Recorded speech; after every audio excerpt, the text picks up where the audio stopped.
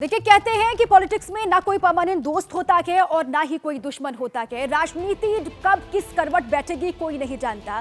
देश के सबसे अमीर राज्य महाराष्ट्र में ऐसा ही हुआ है। महाराष्ट्र की राजनीति के चाणक्य कहे जाने वाले शरद पवार को उन्हीं के भतीजे अजीत पवार ने गट्टा दे दिया है। एनसीपी को दो फाड़कर अजीत पवार अपने समर्थकों के साथ शिंदे सरकार में शामिल होकर फिर से डिप्टी सीएम बन गए हैं। अजीत पवार के पावर गेम पर यह सुपर एक्सक्लूसिव रिपोर्ट आपको जरूर देखनी चाहिए। चाचा ने तो सिर्फ रोटी पलटने का ऐलान किया था, लेकिन भतीजे ने एनसीपी का तवा ही पलट दिया। पावर गेम के 90 मिनट वाले सेकंड राउंड में अजीत पवार ने एक छलांग लगाई और विपक्ष से सत्ता पक्ष में पहुंचकर डिप्टी सीएम बन गए।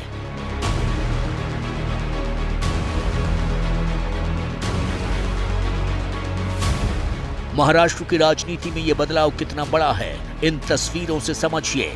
ये वही बारामती है जिसे शरद पवार का गढ़ माना जाता था, लेकिन अब यहाँ अजीत पवार के समर्थन में पटाखे फोड़े जा रहे हैं। बहरहाल चचा को छोड़कर बीजेपी और शिवसेना के साथ सरकार में शामिल होने का फैसला जस्टिफाई करने के लिए अजीत पवार खुद सामने आए। प्रधानमंत्री मोदी की नीतियों की तारीफ की और लगे हाथ पार्टी पर दावा ठोकने का डंका भी पीट दिया। अभी आगे विधानसभा हो, लोकसभा हो, लोकल बॉडीज का तो चुनाव वहाँ के डिस्ट्रिक्ट के हमारे कार्यकर्ता सोचेंगे, वहाँ के लीडर सोचेंगे कि क्या करना चाहिए क्या नहीं करना चाहिए। लेकिन स्टेट के और देश के जो चुनाव है उसके बारे में हम साथ साथ जाना चाहते हैं। हम आपको अजीत पवार की इस कॉन्फिडेंस की वजह बताएंगे। एनसीपी के नंबर गेम में उनकी ताकत भी समझाएंगे। लेकिन पहले बात सियासत के सरप्राइज वाले सुपर संडे की। महाराष्ट्र का पावर गेम बदलने वाली स्टोरी का पहला पन्ना दोपहर 1:30 बजे खुला। खबर आई कि अजीत पवार एकनाथ शिंदे की सरकार में शामिल हो सकते हैं। इसके बाद अटकलों का दौर रफ्तार पकड़े, उससे पहले ही पूरा कंफ्यूजन दूर हो गया।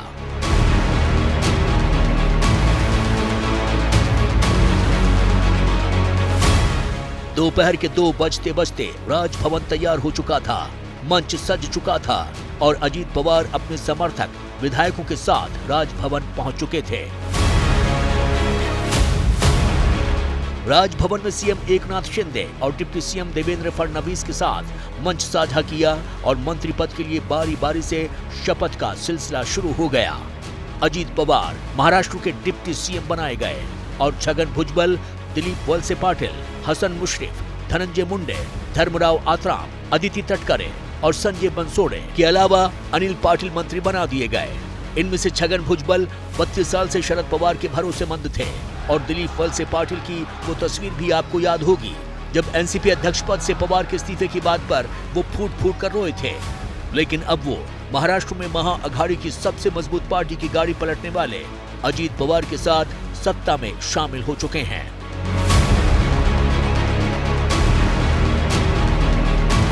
इससे भड़के पवार सीनियर भतीजे को बागी बता रहे हैं, बीजेपी को कटघरे में खींचने की कोशिश कर रहे हैं और पार्टी को फिर से मजबूत बनाने का दावा भी कर रहे हैं। ये कोई नई बात नहीं है। 1980 में मैं जिस पार्टी का नेतृत्व कर रहा था उसके 58 विधायक थे। बाद में सभी चले गए और केवल 6 विधायक बचे। लेकिन मैंने संख्या बल मजबूत किया और जिन्होंने मुझे छोड़ा वे अपने ही निर्वाचन क्षेत्रों में हार गए। लेकिन बीजेपी और शिवसेना महाराष्ट्र की सियासत के सबसे सनसनीखेज एपिसोड को एंजॉय भी कर रही है और हालात के लिए पवार सीनियर को ही जिम्मेदार भी ठहरा रही है। अजीत दादा एक विकासाभिमुख काम करने वाला एक नेता है, इसीलिए उनका साथ सभी लोगों ने दिया है।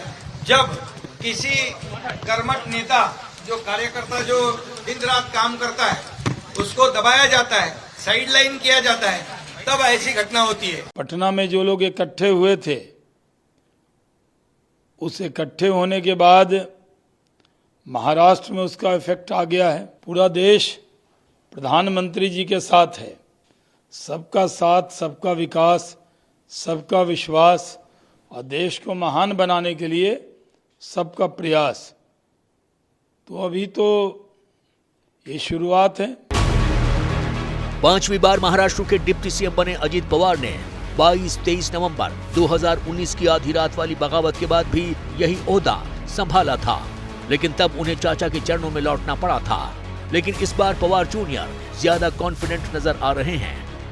ये बात उनके लिए ट्विटर प्रोफाइल में भी झलक रही है। जैसे ही घड़ी का काटा दोपहर 2:30 पे आए, बबीता जी का दिल सास बहू साजिश के लिए मचल जाए। और ये है इनकी बहू, पूरे दिन ऑफिस की टेंशन हो जाए गॉन जब ये करें अपना फेवरेट शो फ्री टाइम पे ऑन। इनकी तरह आप भी देखिए अपना फेवरेट शो अपने टाइम पर और डाउनलोड कीजिए एबीपी लाइव ऐप अपने स्मार्ट टीवी पर।